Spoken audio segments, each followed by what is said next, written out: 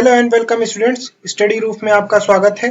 और आज देखिए हम लोग मॉक लेके आए हैं और आज हम लोग मॉक लेके आए हैं। जैसा आपको पता है कि 31 जनवरी को हमारा एग्जाम शेड्यूल्ड है, तो इसमें देखिए एकदम एग्जाम के जैसे सेम टू सेम जैसा पूछा जाता है वैसा ही मॉक होगा। 30 क्वेश्चंस होंगे और आपको पता होगा कि इसमें नेगेटिव मार्किंग होती नहीं और राइट मार्क का एक क्वेश्चन मिलता है। ठीक है, तो सारे क्वेश्चंस को हम लोग देखेंगे और कोशिश कीजिएगा कि आप लोग भी इसको देखें। ठीक है, आप लोग भी इसको देखें और बगैर कोई चीटिंग के। तो चलिए शुरू करते हैं। देखिए, अगर सबसे पहले क्वेश्चन की हम लोग बात करें तो हमारा पहला क्वेश्चन है कि निम्नलिखित में से कौन सा जोड़ा ठीक है। तो देखिए, अगर कथक की बात करें, आपने अगर मेरा लेक्चर देखा होगा फोल्क डांस वाला, folk dance and Indian classical music का, ठीक है, इंडियन क्लासिकल म्यूजिक का, तो उसमें मैंने सारी चीजें आपको वहां पर एक्सप्लेन कर रखी हैं। तो देखिए, अगर कथक की बात करूं तो कथक उत्तर प्रदेश का है, और अगर बिहू की बात करूं तो ये असम का है। भरतनाट्यम देखिए तमिलनाडु का है। और ठीक है, तो यहां से हमें एक करेक्ट ऑप्शन मिल जा रहा है असम बिहू का, तो हमारा करेक्ट आंसर बी हो जाएगा। उसके बाद अगले क्वेश्चन की ओर बढ़ते हैं और ये क्वेश्चन है, देखिए, हमारे देश के लगभग सभी भागों में मिर्च का उपयोग भोजन पकाने में किया जाता है। हमारे देश में मिर्च को लाने वाले व्यवसायी कहाँ से आए थे। तो देखिए, मिर्च जो है वो दक्षिण अमेरिका का है। ठीक है, कुछ चीजें और बता देता हूँ।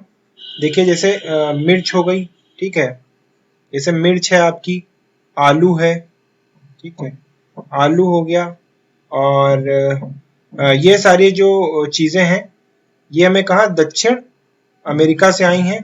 ठीक है, दक्षिण अमेरिका से आई हैं, मिली हैं। उसके बाद हम लोग अगले क्वेश्चन की ओर देखते हैं, तो हमारा सही आंसर यहाँ से दक्षिण अमेरिका हो जाएगा। उसके बाद हम लोग अगले क्वेश्चन की ओर बढ़ते हैं और देखते हैं। हमारा अगला क्वेश्चन है, निम्नलिखित में से कौन सा राज्य जम्मू और कश्मीर के पड़ोसी राज्य हैं।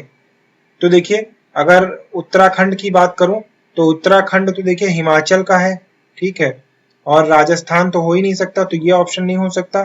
फिर हिमाचल तो पड़ोसी राज्य है, देखिए हिमाचल पड़ोसी राज्य है।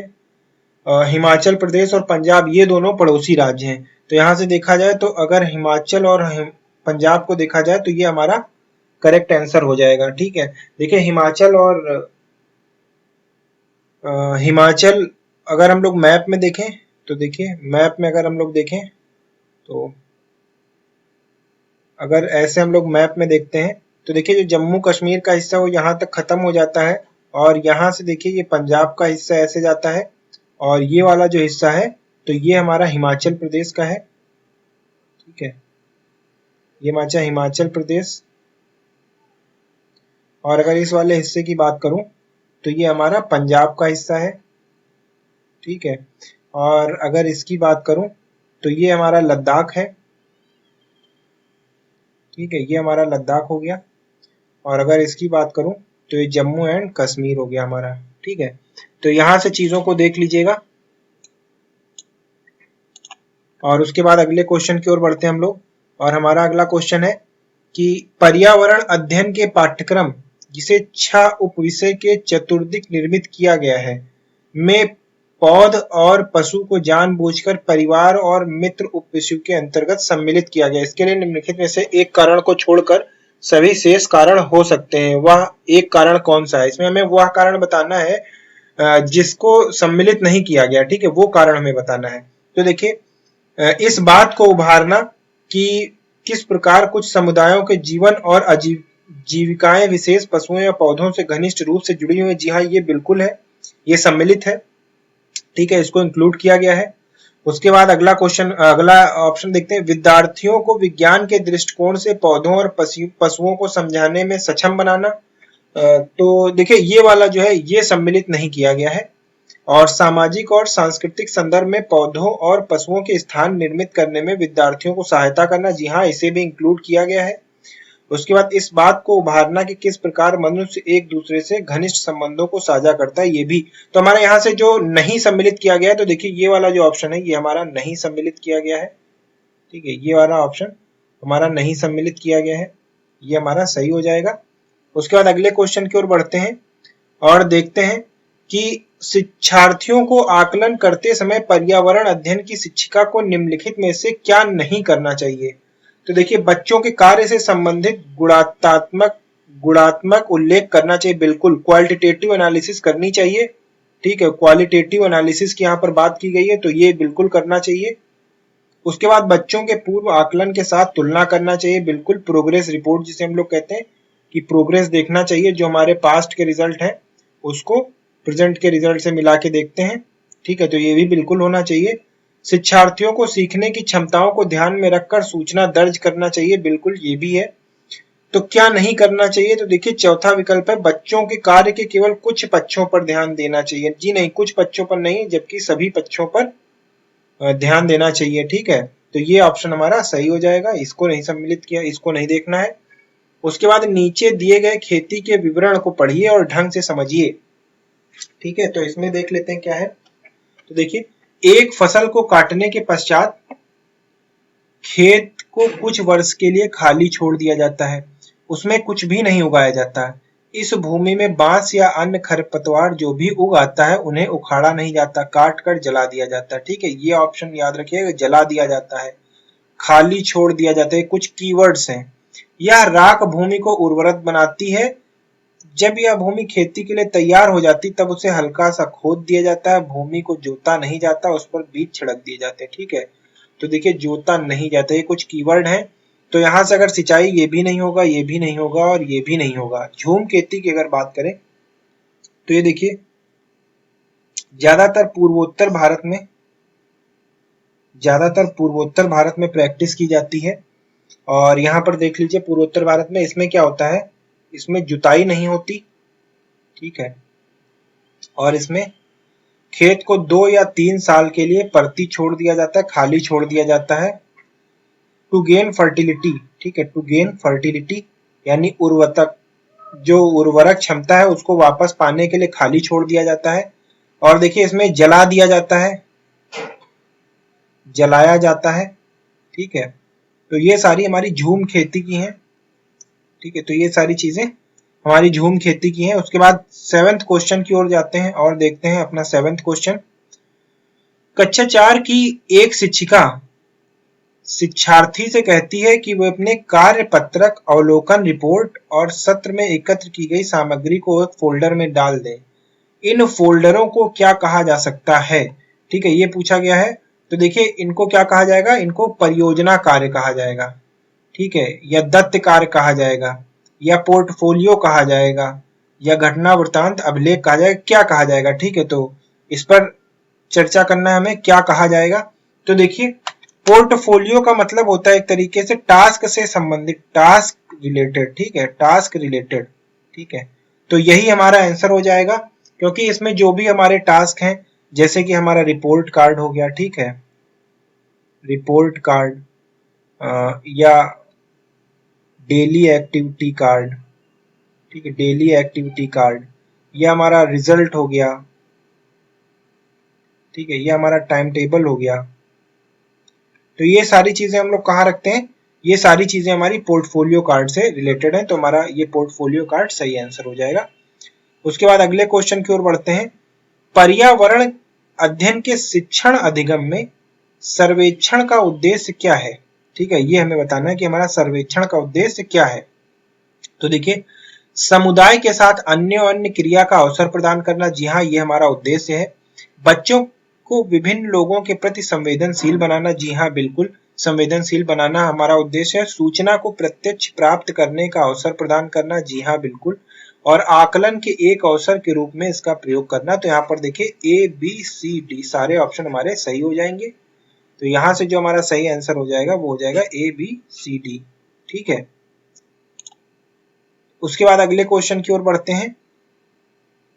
हमारा अगला क्वेश्चन है, कविताएं और कहानियां पर्यावरण अध्ययन की अंतर्वस्तु को बढ़ाने में प्रभावशाली हैं। ऐसा इसलिए है क्योंकि कविताएं और कहानियां, ठीक है, ये सारी चीजें देख लेते हैं कि कविताएं और कहानियां बच्चों के परिवेश को समृद्ध चित्रण कर सकती हैं, बिल्कुल समृद्ध चित्रण कर सकती हैं, और वो इसमें सहायक भी होती हैं, ठीक है। उसके बाद संदर्भित अधिगम परिवेश प्रदान कर सकती हैं, बिल्कुल, अधिगम का जो है परिवेश यानी इन्वायरमेंट है उसको बिल्कुल प्रदान कर सकती हैं, ठीक है, स्टडी इन्वायरमेंट प्रदान कर सकती हैं बिल्कुल। उसके बाद विभिन्न अमूर्त अवधारणाओं को प्रभावशाली तरीके से, देखिए प्रभावशाली तरीके से व्याख्या नहीं कर सकती, कुछ को कर सकती हैं लेकिन सब को नहीं कर सकती। उसके बाद सृजनात्मक और सौंदर्य बोध का पोषण करती हैं, बिल्कुल ये क्रिएटिविटी को बढ़ाती हैं, ठीक है, ये क्रिएटिविटी को बढ़ाती हैं। देख लेते हैं, ये क्रिएटिविटी को बढ़ाती हैं। तो यहाँ से हमारा आंसर ए, बी और सी, डी हो जाए, क्योंकि ए, बी और डी हमारा सही है, सी गलत है, ठीक है। चलिए अगले क्वेश्चन की ओर बढ़ते हैं। हमारा अगला क्वेश्चन है, प्राथमिक कक्षाओं के विद्यार्थियों को मानचित्रण शिक्षण के लिए निम्नलिखित में से कौन सी युक्त सर्वाधिक उपयुक्त प्रतीत होती है? मानचित्रण का मतलब होता है मैप्स, ठीक है, मैप्स कौन सी, तो देखिए यहाँ पर जो सही आंसर हो जाएगा, सबसे पहले एक एक को देख, शिक्षार्थियों को निर्देश देना कि वो घर से भारत का मानचित्र लेकर आए, जी नहीं, क्योंकि देखिए यहाँ पर एक एक कंडीशन आ जाती कि हो सकता है लोग कैपेबल ना हो, क्योंकि हमें पता है सरकारी विद्यालयों में जो है कोई ऐसी एक्टिविटी जिसमें छात्र का पैसा लग रहा हो उस पर ज्यादा बल नहीं दिया जाता है, ठीक है, क्योंकि आर्थिक रूप से कमजोर छात्र भी आते हैं सरकारी विद्यालयों में पढ़ने। उसके बाद देखते हैं, शिक्षार्थियों को एटलस दिखाना और विभिन्न स्थानों की स्थिति बताने के लिए कहना, जी नहीं, क्योंकि एटलस दिखाने के बाद आपको समझाना है, उसके बाद ही बच्चा इस स्थिति में आएगा कि वो बता सके। शिक्षार्थियों की सहायता करना कि वे अपने ही संकेतों का उपयोग करते हुए अपने निकटतम परिवेश का मानचित्र बनाएं तथा वस्तुओं की सापेक्ष स्थिति और दिशा पर ध्यान केंद्रित करें, जी हाँ ये हो सकता है और यही होता है, तो यही हमारा करेक्ट आंसर हो जाएगा। उसके बाद देखते हैं, अध्यापक द्वारा श्यामपट्ट पर मानचित्र बनाना तथा शिक्षार्थियों को विभिन्न स्थानों की स्थिति बताने को कहना, जी नहीं ये नहीं है। देखिए तब तक वो विभिन्न स्थिति नहीं बता पाएंगे जब तक कि आप उन्हें नहीं बताएंगे, ठीक है, कोई ऐसे अपने मन से नहीं सीख जाएगा। तो ये सारी चीजें हैं। उसके बाद अगले क्वेश्चन की ओर बढ़ते हैं, नीचे दिए गए खाद्य पदार्थों के किस समुच्चय में लौह तत्व प्रचुर मात्रा में है? तो देखिए बंद गोभी है, भिंडी है और गुड़ है, ठीक है, भिंडी है और गुड़ है। तो देखिए अगर बंद गोभी की बात करें तो इसमें आयरन प्रचुर मात्रा में नहीं होता, ठीक, इसमें नहीं होता है और इसमें भी नहीं होता है, गुड़ में होता है। अगर आंवला की बात करें तो इसमें होता है, पालक की बात करें तो जी हाँ बिल्कुल स्पिनच में होता है। जब मैं आपको बता रहा था ईवीएस की क्लास में न्यूट्रिशन वाला जो टॉपिक था हमारा, ठीक है, जो न्यूट्रिशन वाला टॉपिक है उसमें मैंने आपको बताया है। अगर आपने उसको नहीं देखा है तो YouTube पर सर्च कीजिएगा स्टडी रूफ और वहां प्लेलिस्ट में जाइएगा और प्लेलिस्ट में सारी चीजें आपको मिल जाएंगी। और गुड़ तो है ही है। उसके बाद देखिए आंवला, पालक, आलू नहीं है, आलू कार्बोहाइड्रेट का स्रोत है, ठीक है, ये कार्बोहाइड्रेट का स्रोत है, इसमें नहीं होगा। और उसके बाद देखिए आंवला, आलू और टमाटर ये भी नहीं होगा, तो हमारा सही आंसर क्या हो जाएगा? आंवला, पालक और गुड़। उसके बाद अगले क्वेश्चन की ओर बढ़ते हैं। देखिए प्रारंभिक स्तर पर मानचित्रण सीखने से शिक्षार्थियों में निम्नलिखित में से किस कौशल को बढ़ावा मिलता है? तो ये गणनाएं एवं अनुमान, इसका बढ़ावा नहीं मिलता। माप के अनुसार चित्रण करना, जी नहीं। अप टू स्केल, इसका भी नहीं मिलता, क्योंकि मैप जो हमारा होता है ज्यादातर नॉट टू स्केल होता है, ठीक है, तो इसका तो हो ही नहीं सकता। उसके बाद देखिए सापेक्ष स्थिति और दिशा बोध की जानकारी, जी है बिल्कुल। रिलेटिव डायरेक्शन एंड डायरेक्शंस की जानकारी उनको मिल जाती है, ठीक है। तो ये साफ सुथरा रेखांकन, जी नहीं है, तो एकदम दूर से ही लग रहा है कि गलत होगा, तो यहाँ से हमारा आंसर सही हो जाएगा तीसरा। अगले क्वेश्चन की ओर बढ़ते हैं। नीचे पौधों के बारे में बच्चों के कुछ सहजानुभूत विचार दिए गए हैं, ठीक है, इनमें से कौन सा विचार वैज्ञानिक दृष्टि से ठीक है? तो देखिए घास पौधा नहीं होती, उसके बाद कुछ सब्जियां फल होती हैं, बीज किसी पौधे का हिस्सा नहीं होते, और फिर गाजर और बंद गोभी पौधे नहीं होते। तो देखिए गाजर और बंद गोभी पौधे होते हैं और घास भी एक पौधा ही है, और उसके बाद देखिए बीज किसी पौधे का हिस्सा होते हैं और यहाँ पर कुछ सब्जियां फल होती हैं, बिल्कुल कुछ सब्जियां फल होती हैं। जैसे कि अगर हम लोग बात करें तो यहाँ पर कच्चे केले को लिया जा सकता है, ठीक है। ऐसे कुछ सब्जियां हैं जो फल भी होती हैं, जिनको खाया भी जाता है। और कटहल को देख लीजिए, ठीक है। कटहल को इनफैक्ट इंग्लिश में कहते ही हैं जैक फ्रूट। जैक फ्रूट इसका हिंदी में इंग्लिश में नाम ही होता है, ठीक है, कटहल। देखिए यहाँ से हमारा आंसर बी सही हो जाएगा। उसके बाद चलिए अगले क्वेश्चन पे चलते हैं। किसी क्रियाशील के लिए समूह बनाते हुए सामाजिक अध्ययन के शिक्षक को चाहिए कि वह, ठीक है,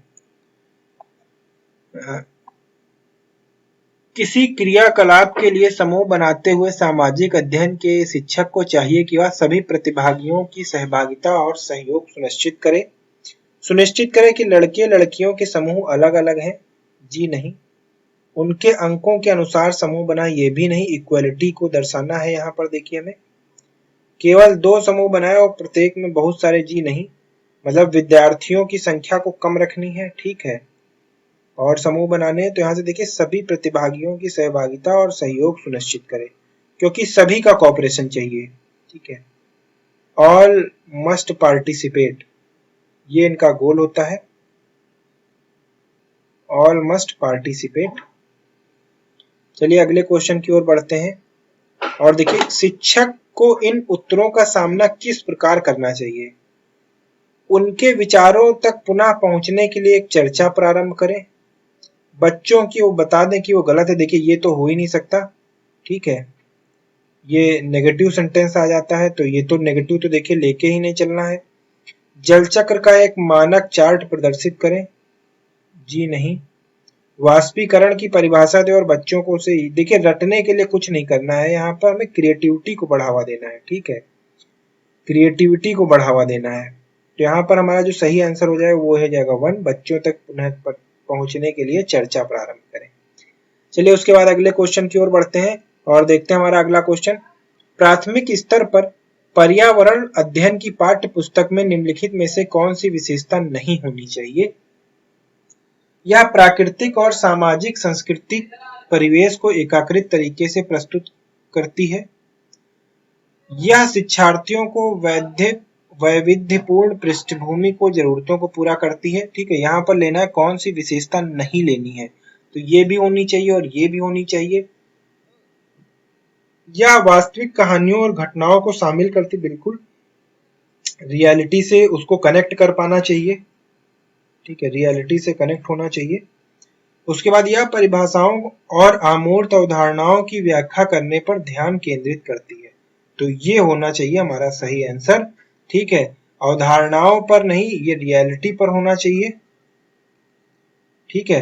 तो ये हमारा गलत हो जाएगा, ये विशेषता नहीं होनी चाहिए, तो यहाँ से डी ऑप्शन हमारा सही हो जाएगा, ठीक है। चलिए अगले क्वेश्चन की ओर बढ़ते हैं और हमारा अगला क्वेश्चन है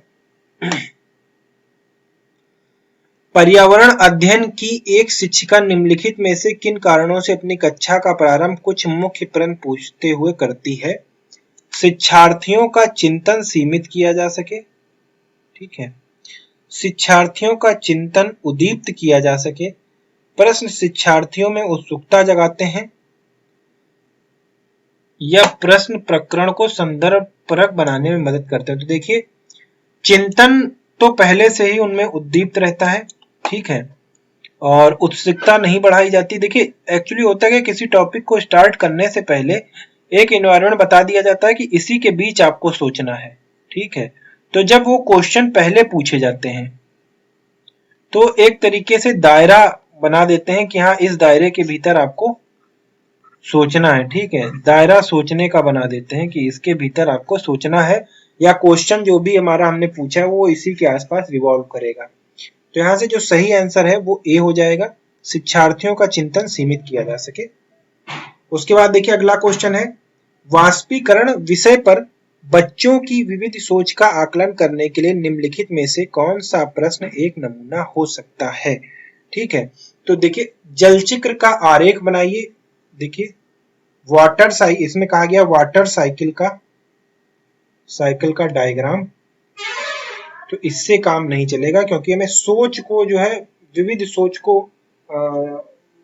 बताना है। तो जल चक्र के 5 लाभ लिखिए, ये भी नहीं। ठीक है, क्या होता है यदि जल चक्र ना होता? ठीक है, तो जब आप इसको पूछेंगे तो इसमें वो बच्चा अन्य अन्य दिशों में सोचेगा कि अगर नहीं होता तो क्या होता।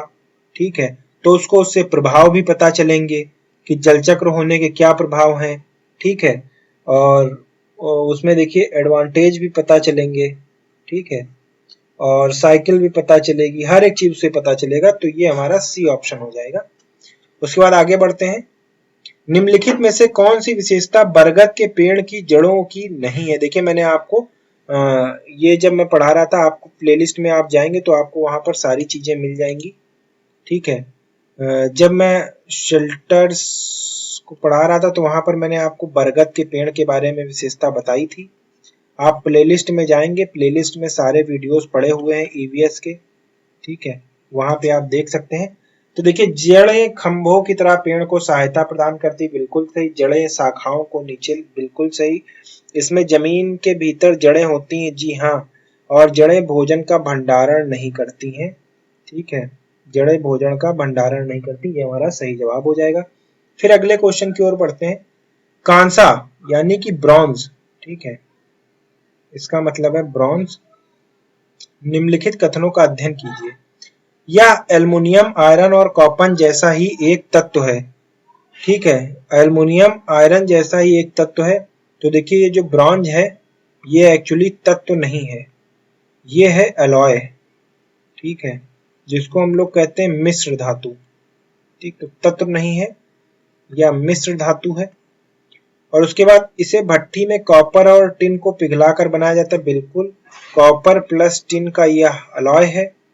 आदिवासी लोग ब्रॉन्ज का उपयोग हजारों वर्षों से कर रहे हैं। तो देखिए अगर ब्रॉन्ज की बात करें, ठीक है, ब्रॉन्ज की बात करें तो ब्रॉन्ज का सर्वप्रथम उपयोग आज से लगभग 4000 वर्ष पूर्व मिलता है। ठीक है, वर्ष पूर्व मिलता है, जहां पर ब्रॉन्ज के बर्तन मिले हैं।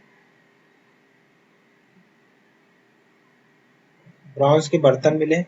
ब्रॉन्ज की बनी वस्तुएं एल्युमिनियम की बनी वस्तुओं की तुलना में हल्की परंतु कहीं अधिक टिकाऊ। देखिए एल्युमिनियम हल्का होता है। ठीक है, ब्रॉन्ज, तो यहां से हमारा बी और सी ये सही विकल्प है। ठीक, तो ये हमारा सही आंसर हो जाएगा। उसके बाद अगले क्वेश्चन पे बढ़ते हैं। कक्षा 5 के पर्यावरण अध्ययन की पाठ्य पुस्तिका की एक पाठ उसी से वहां उसे गर्म डॉक्टर जाकिर हुसैन द्वारा लिखी गई एक कहानी है।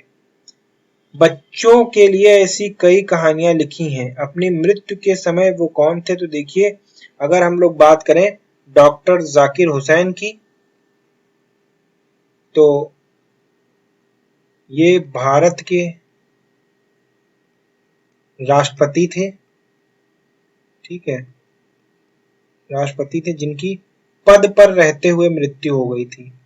ठीक है, पद पर रहते हुए मृत्यु हो गई थी। ठीक है, मृत्यु हो गई थी पद पर रहते हुए। तो इस चीज को याद रखिएगा। तो यहां पर हमारा आंसर डी हो जाएगा। उसके बाद अगले क्वेश्चन की ओर। यह भालू जैसा दिखता है परंतु भालू नहीं है। यह दिन के लगभग 17 घंटे वृक्षों की शाखाओं पर उल्टे लटक कर सोता है। यह वृक्ष पर रहता है, उसकी पत्तियां खाता है, लगभग 40 वर्षों तक जीवित रहता है। देखिए ये भी मैंने आपको स्लॉथ के बारे में, ये बियर्स की एक प्रजाति है लेकिन ये भालू नहीं है। ठीक है, तो देखिए इस पर मैंने आपको वीडियो बताया था जब मैं स्पेशल एबिलिटीज ऑफ एनिमल्स को पढ़ा रहा था। स्पेशल एबिलिटीज ऑफ एनिमल्स को पढ़ा रहा था तो वहां पर मैंने ये बताया था, और ये वीडियो प्लेलिस्ट में आपको मिल जाएगा। ठीक है, तो यहाँ पर देखिए ये स्लॉथ हो जाएगा, 40 सालों तक रहता है। और ठीक है, और सिर्फ अपने औसतन देखिए जीवन में 8 पेड़, ठीक है, 7 से 8 पेड़ को खाता है। ठीक है, इस चीज को याद रखिएगा। चलिए उसके बाद आगे बढ़ते हैं। हमारा अगला क्वेश्चन है। कक्षा 5 की अध्यापिका महिका चाहती हैं कि उनके विद्यार्थी आसपास के पौधों का अवलोकन करें। सार्थक अधिगम यानी सीखने के लिए बच्चों को क्या करने के लिए प्रोत्साहित करना चाहिए? तो देखिए समझाना कि पौधे हमारे लिए उपयोगी ये नहीं होगा। अधिकम पौधे का नाम लिखना जी नहीं। उनकी ऊंचाई, पत्तियां, गंध और उगने के स्थान के अंतर का अवलोकन, ये सही विकल्प हो जाएगा हमारा। तो यहाँ से सी विकल्प सही हो जाएगा। उसके बाद अगले पे पहुंचते हैं। निम्नलिखित में से कौन से मच्छरों से होने वाले रोगों का समुच्चय है? ठीक है, तो ये भी मैं आपको मच्छरों से जनित बीमारियों नाम के वीडियो में बता चुका हूं। ठीक है, वो भी आपको प्लेलिस्ट में मिल जाएगा। देखिए सब कुछ घूम फिर के सारी चीजें जो है कवर कर दी गई हैं। ठीक है, तो देखिए यहाँ पर चिकनगुनिया, डेंगू और मलेरिया ये हमारा सही आंसर हो जाएगा। ये मच्छरों के द्वारा बीमारियां फैलती हैं। उसके बाद देखिए निम्नलिखित में से कौन सी चीज बीज नहीं है? तो आपको पता होगा कि सौंफ, देखिए ये भी बीज है, गेहूं भी बीज है। ठीक है, गेहूं भी बीज है।